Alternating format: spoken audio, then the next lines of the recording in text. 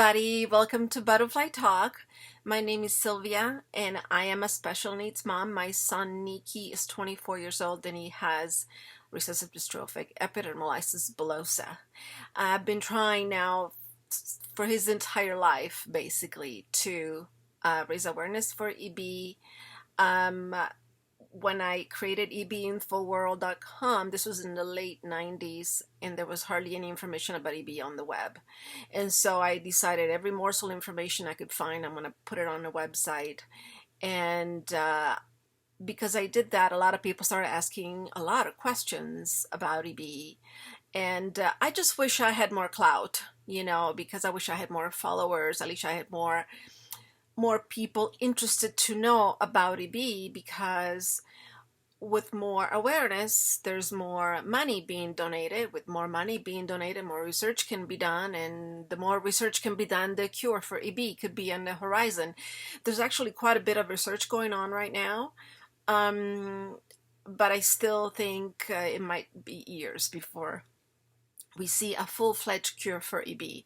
So what I wanted to do today is answer 8 specific questions about EB. Some are frequently asked, and some others people never really ask me about that, but I think in the back of their mind they're thinking, I wonder why the ribbon for EB is red, that kind of thing. So I wanted to go ahead and ask. Like I said, I compiled 8 questions, but before we get started, of course, I have my usual. I wanted to show you my mug and my shirt and all this weird stuff. So here's my mug of the day. Isn't that adorable? I love cats. Cats are my thing. So anyway, I got this at Natural Life, and they had this on sale, and so I looked up and they had on sale also this shirt, which I love, Strong as a Mother, because as special need moms, as EB moms, we need to be strong. Because we're going through stuff, especially I want to say moms that are in my shoes that are still dealing with, Nikki may be 24 and he's smart and he's everything, but I still have to do a lot of things for him that I did when he was a baby. And so you need to be strong to be able to deal with that, because you need to be able to be there for your child as well. And at Natural Life, I also got this cute little mama necklace, which really couples really well with my butterfly with the N necklace. Isn't that adorable? Now, this is not a sponsored video. I don't get any money, but I will put the links below. Natural Life is one of my favorite online stores. They have the cutest stuff. And that's it. I just wanted to sorry. I wanted to share the cuteness because I love that place. Love that place. So anyway, let's get started. Question number 1. What does epidermolysis bullosa mean? Now, the skin is made up of 2 layers, the epidermis and the dermis below.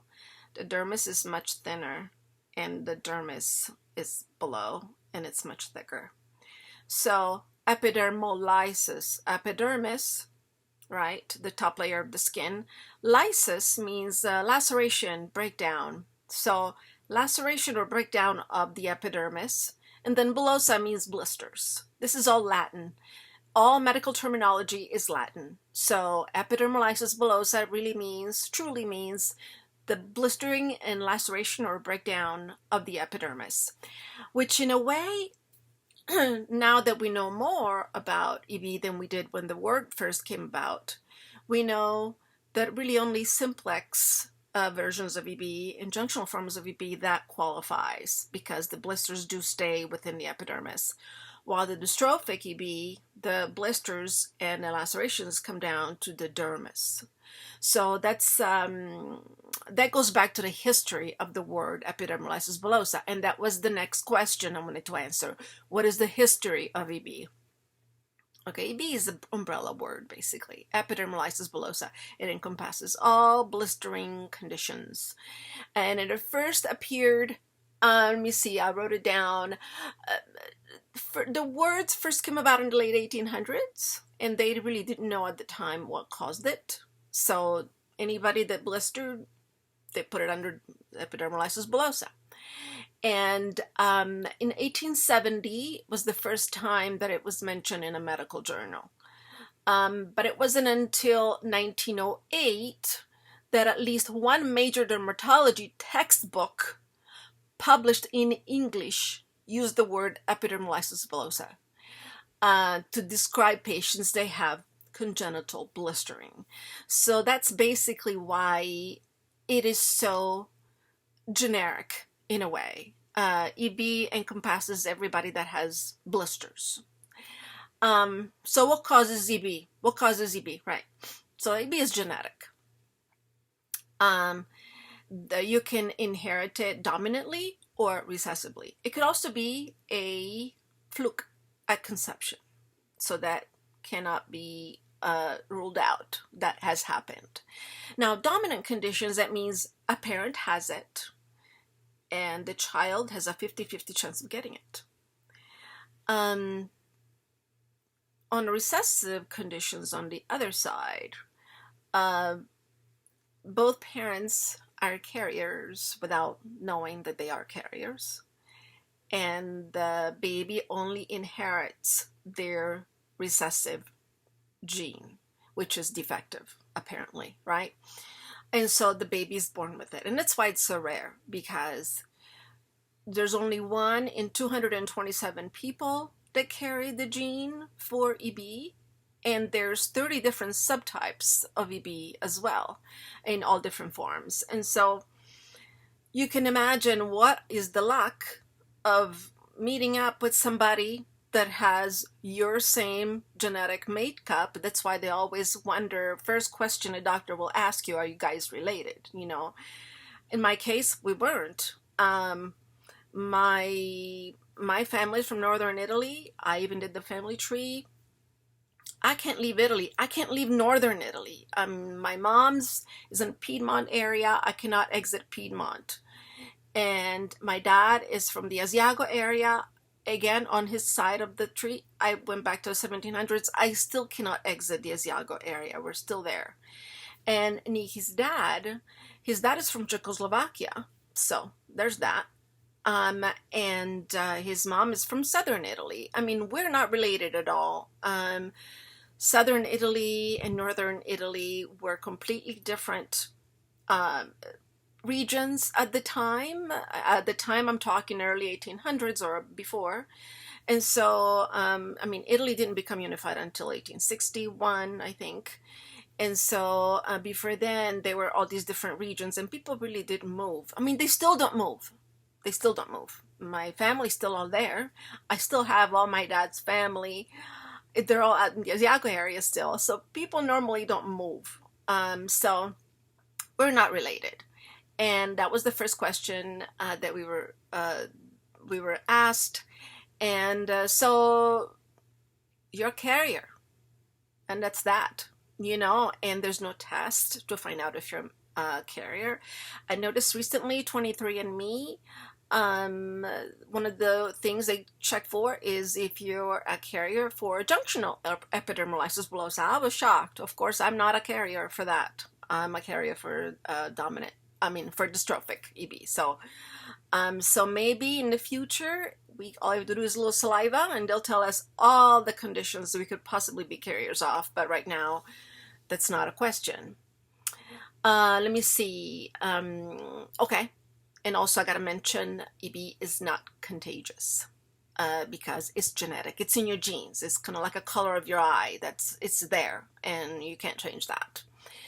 Next. And another thing that I wanted to add was that even though in 1908, dermatology textbook published about congenital blistering diseases, it wasn't until 1993 that the gene that causes recessive dystrophic EB was even localized. So you can imagine Nikki was only born 3 years after that, 1996. So that's that. Now, here's the question I put on the title. Why is the color of the ribbon for EB red? Well, you can blame me for that. When I was making EB Info World, Sorry, the thing went down here. Hello? Hello? Okay, it's back. Yay, sorry about that. When I was making the website eBeInfoWorld back in the late 90s, um, I ran across a friend of mine had a website for the condition that took her daughter. Her daughter was, she died in utero, and she was fairly far along, and so anyway, she had her little website. At the time, it was just a page. Like eBeInfoWorld was just a page at one time as well. And so I noticed she had put a ribbon on the side of the page. And I thought, oh wow, they have a ribbon for the condition. I wonder what the color for EB is. So I looked, I looked, I looked, and I looked, and I couldn't find a ribbon for EB anywhere. There was not even a color per se that I could say, oh, this website has yellow, all the EB websites are yellow. There wasn't. It was all weird. I think at the time, Deborah UK had green and blue. Deborah in the United States, I think, had purple. And a Deborah, I mean, they're all different colors. And so I'm like, all right. Well, so I went onto that website where my friend had got that ribbon from, and I noticed you could make your own. I'm like, oh, okay, well, all right. So I was thinking, what color could represent TB? I'm thinking of Nikki, and I'm thinking the blood I see, the wounds. And I was just really drawn to this particular kind of red that they had. It was called tomato red. And it kind of looked just like the wounds that Nikki gets. And so the blood, the pain, the wounds, red is the only thing that speaks to me as far as a color. And so I made it and put it on eBeInfoWorld. I completely forgot about it. That was just my thing. If you want to link to my website, take this and put it on yours, and it'll link to eBeInfoWorld. And it wasn't until years later, and by years later, I want to say early 2000s, so a few years later, that I noticed that everywhere I go on the internet, ribbon colors and their meanings, Epidermolysis Bullosa was listed under red on all, I mean, we're talking hundreds of websites. And I thought, what? Okay, that's kind of cool. And I wrote in the book, in my book, Butterfly Child, a whole story behind it. So this is just basically a morsel.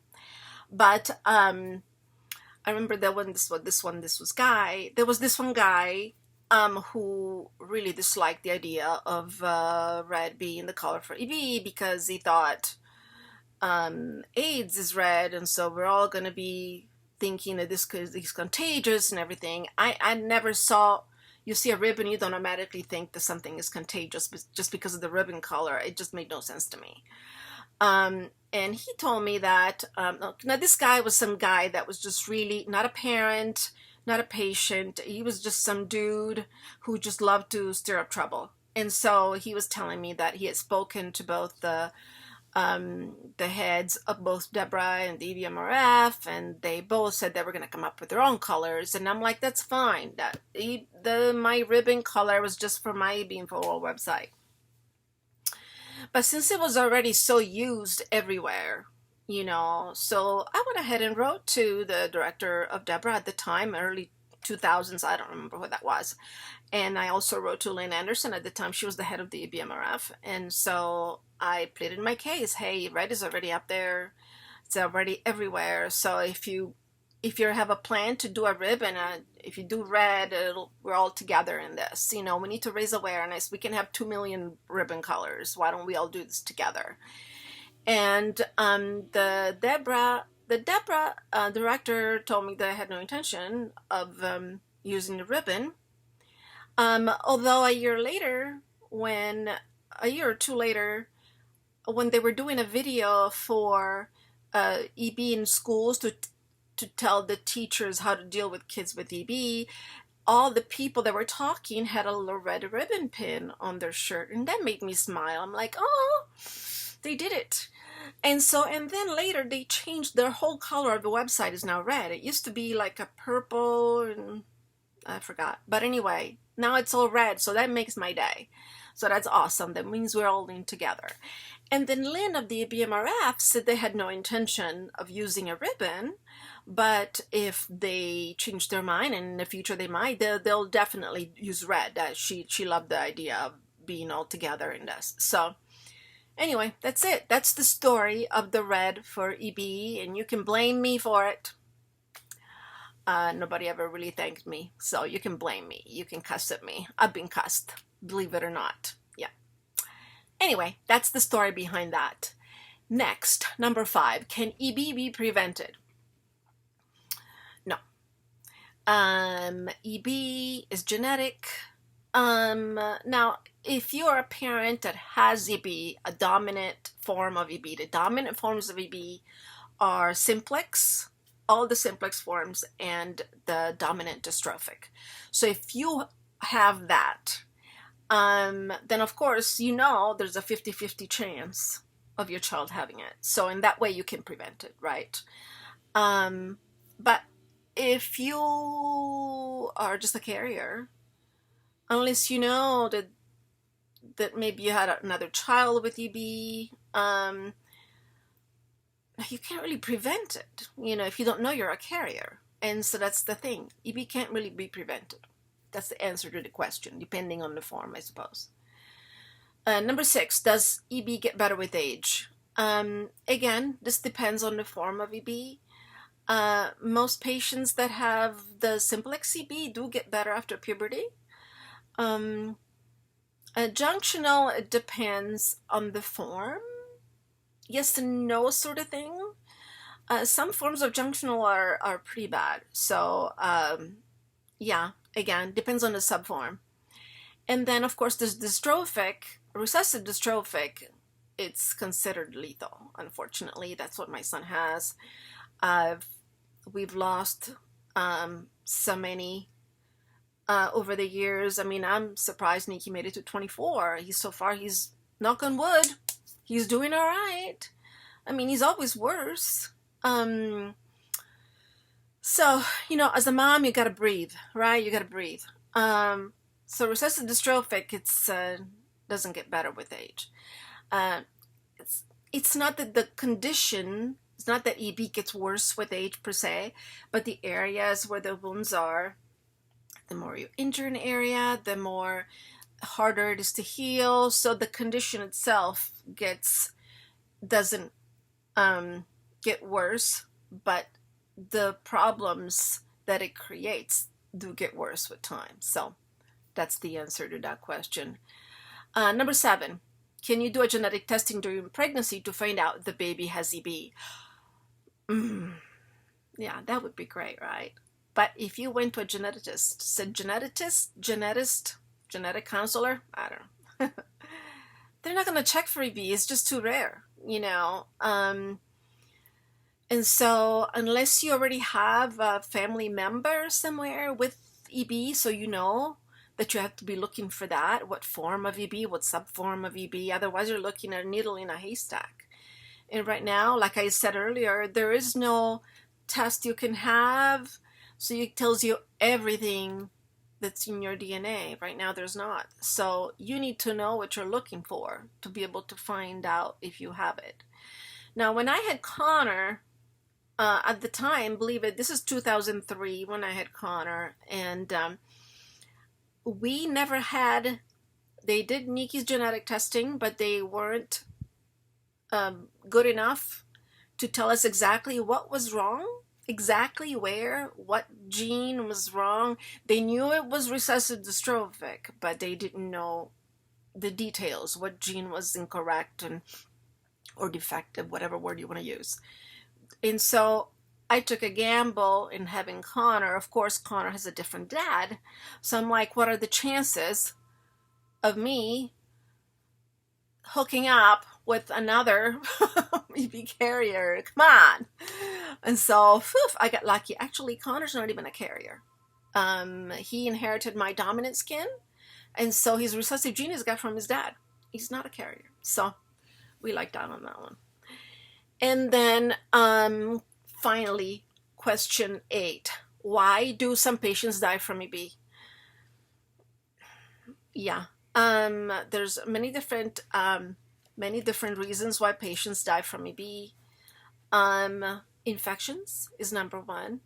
And then with the recessive dystrophic form, that's when you'll have all kinds of issues related to nutrition, because you can't really swallow well. They have to do surgeries to open up, and so that's why a lot of children end up with G tubes to keep the nutrition up. I remember doing my research in the late 90s when Nikki was a baby, asking anytime a child with RDEB, of course this is what I was dealing with, and so when I heard a child died from EB, I wanted to find out what happened, and so a lot of the time it was some organ failure, because there was not enough calories. The nutrition wasn't there, and that's what made Nikki get a G tube much more a palatable option for us, and I never regretted it.